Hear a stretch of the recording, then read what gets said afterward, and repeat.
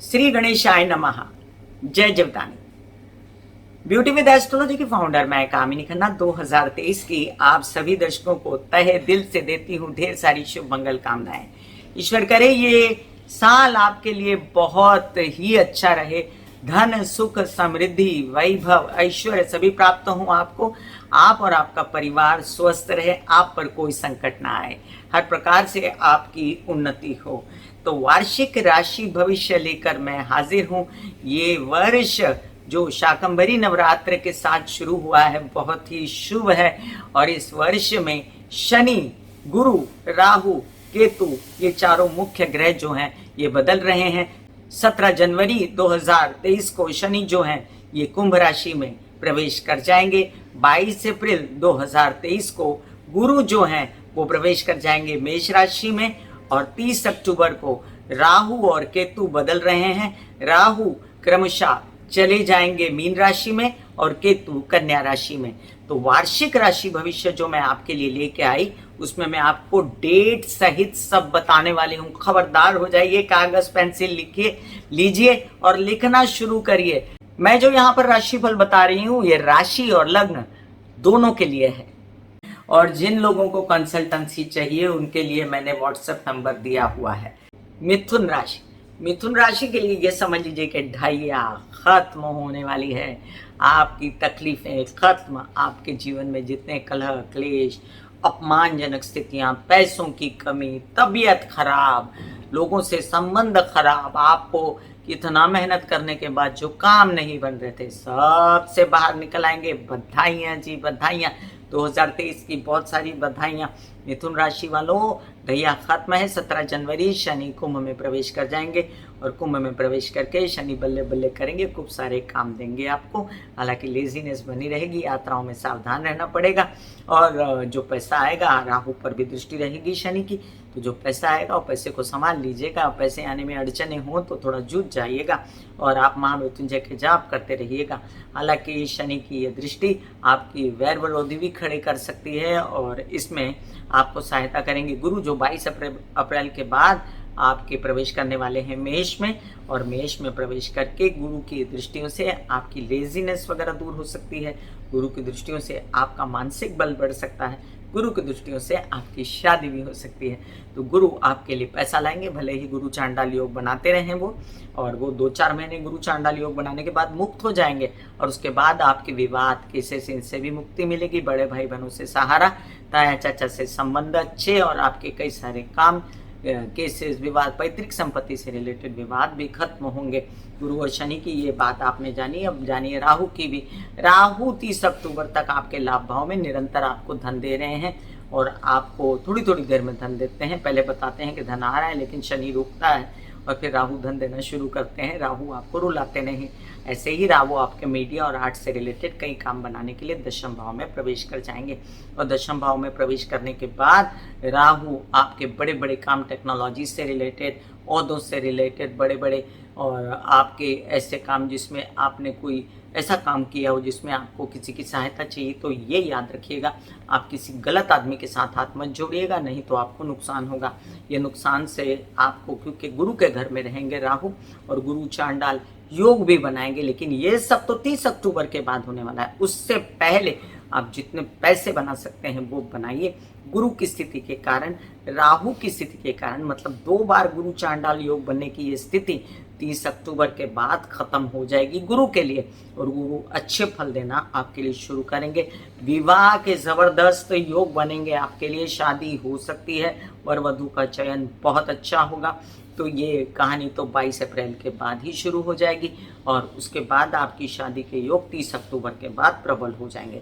चलिए अब आपके जो लग्नेश है ना, बुध, जो बड़े ही चंचल से हैं, बार बार बदलते रहते हैं, उनकी जाने बहुत सारी डेट्स हैं। आप डेट्स को नोट करते जाइए, फटाफट बताती हूँ मैं। साल की शुरुआत में वक्री हैं बुध और 18 जनवरी को मार्गी हो जाएंगे, धनु में चले जाएंगे। तो लग्न पर पूर्ण दृष्टि पड़ेगी, यहाँ पर बल देंगे, हिम्मत देंगे, आपको काम बनाएंगे। अब यहाँ पर वो 2 महीना 7 दिन रहने वाले हैं धनु राशि में मार्गी होकर। फिर इसके बाद 7 फरवरी वो मकर में चले जाएंगे। अष्टम में बुध जो रहेंगे अपने दोस्त के घर में, तो यहाँ पर भी वो खराब असर नहीं दे रहे। आपकी तबीयत ठीक करने के लिए वो सारे प्रयोग करेंगे जो आप चाहते थे। और 20 दिन शनि के साथ ये 7 फरवरी शनि के घर में, सॉरी शनि के साथ नहीं, क्योंकि शनि तो कुंभ में चले गए, तो 20 दिन ये यहाँ पर रहेंगे और 27 फरवरी को शनि के साथ कूद जाएंगे कुंभ राशि में, जहाँ पर बहुत अच्छा योग बनाएंगे।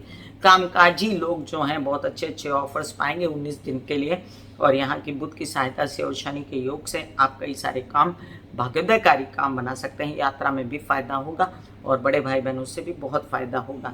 इसके बाद 16 मार्च को मीन में 15 दिन के लिए नीच के हो जाएंगे बुध, और नीच के जब हो जाएंगे बुध तब आप याद रखें आपको थोड़ी सी तबीयत संभालने की, कार्य क्षेत्र में किसी से मनमुटाव न करने की, और पिता की भी तबीयत संभालने की ज़रूरत पड़ेगी। ज़्यादा थकने से, ज़्यादा काम करने से बीमार मत होइएगा। 31 मार्च को मेष में जाएंगे 2 महीना 6 दिन के लिए बुध जो है, और मेष में जाकर ये यहाँ पर राहु के साथ बैठेंगे तो स्थिति खराब नहीं होगी। हालांकि लाभ भाव में ये जो मंगल की राशि है ये इनको बहुत सपोर्ट नहीं करती, लेकिन राहु सपोर्ट करता है और ये सपोर्ट इनको अच्छा मिलेगा राहु का।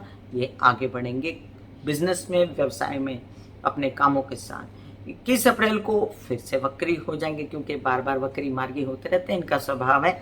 और 15 मई को जाकर ये मार्गी होने वाले हैं मेष राशि में।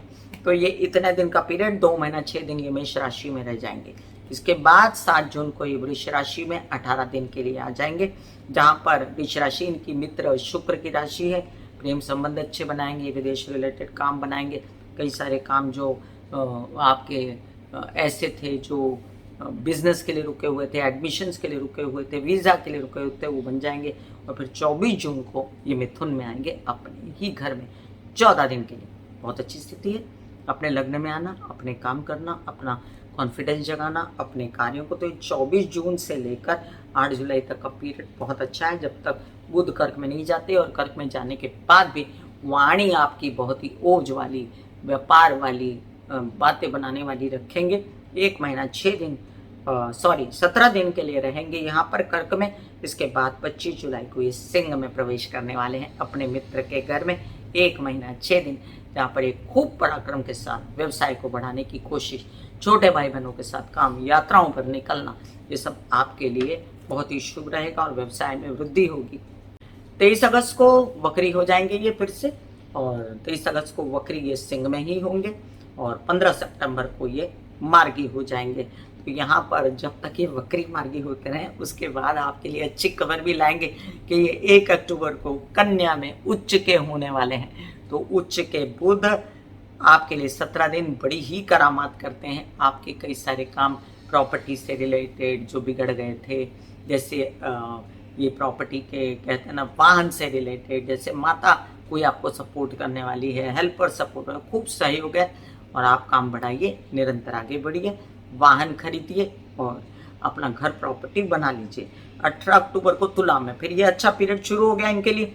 तो इनका अच्छा पीरियड जो मिथुन राशि वालों का है ये 25 जुलाई से शुरू हुआ, और 25 जुलाई से शुरू होकर 6 नवंबर तक रहेगा। 25 जुलाई से लेकर 6 नवंबर तक डेट नोट कीजिए। आपके लिए 1 अक्टूबर को कन्या में उच्च के बुध, कन्या में उच्च के हो जाएंगे बुध, 17 दिन बहुत ही शानदार बिताएंगे। और फिर 18 अक्टूबर को अपनी मित्र की राशि तुला में 18 दिन रहेंगे, जहां पर ये बौद्धिक रूप से आपको कई सारे व्यवसाय बढ़ाएंगे। आपके बच्चों के साथ आपके अच्छे बिजनेस होंगे, उनकी अध्ययन पढ़ाई, आपके अध्ययन पढ़ाई में लगातार उन्नति ही उन्नति होगी।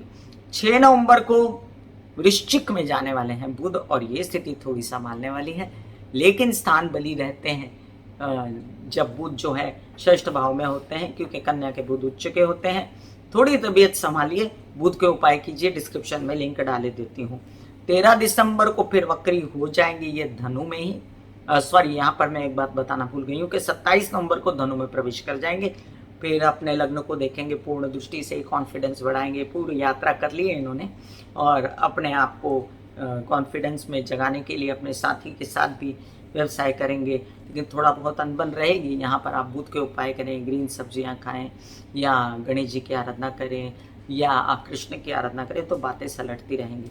28 दिसंबर को इसी वक्री अवस्था में, मतलब ये 13 दिसंबर को वक्री हुए और 28 दिसंबर को इसी वक्री अवस्था में ये धनु से फिर वृश्चिक में चले जाएंगे।